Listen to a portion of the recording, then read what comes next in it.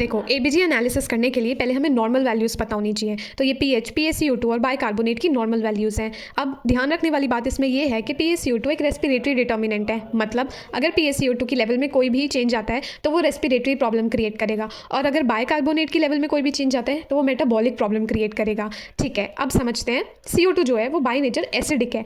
मतलब अगर बॉडी में CO2 की लेवल ज़्यादा हो जाएगी तो बॉडी में एसिड ज़्यादा हो जाएगा, और जब भी बॉडी में एसिड ज़्यादा होता है, एसिडोसिस की कंडीशन होती है, तो पीएच हमेशा कम हो जाता है। CO2 एक रेस्पिरेटरी डिटर्मिनेंट है, तो ये कंडीशन रेस्पिरेटरी होगी, और यहाँ पर CO2 की लेवल बॉडी में ज़्यादा हो रही है तो ये रेस्पिरेटरी एसिडोसिस की कंडीशन होगी। यही अगर CO2 की लेवल बॉडी में गिर जाए, यानी कि बॉडी में अब जो एसिड है वो कम हो रहा है, तो जो हमारी बॉडी है वो बेस की तरफ जा रही है, पीएच बढ़ जाएगा, और ये एक रेस्पिरेटरी डिटर्मिनेंट है, तो कंडीशन रेस्पिरेटरी एल्कलोसिस होगी।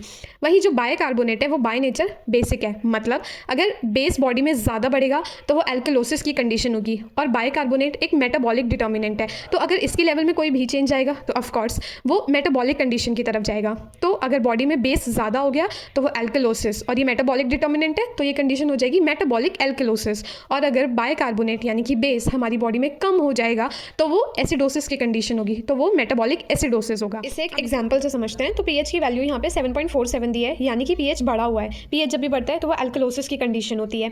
PaCO2 की वैल्यू 33 mmHg दी है, नॉर्मल 35 से 45 होना चाहिए, और यहाँ पर कम है। CO2 बाय नेचर एसिडिक है, वैल्यू कम है, यानी कि बॉडी में एसिड कम हो रहा है, तो वो एल्कलोसिस की कंडीशन होगी। और पीएच भी हमें यही बता रहा है कि कंडीशन एल्कलोसिस है। PaCO2 जो ये CO2 है वो एक रेस्पिरेटरी डिटर्मिनेंट है, तो ये कंडीशन रेस्पिरेटरी एल्कलोसिस होगी। बाइकार्बोनेट की वैल्यू बिल्कुल नॉर्मल है, 22 to 26 होनी चाहिए, और यहाँ पर 23 है, तो ये कंडीशन एक रेस्पिरेटरी एल्कलोसिस की कंडीशन है।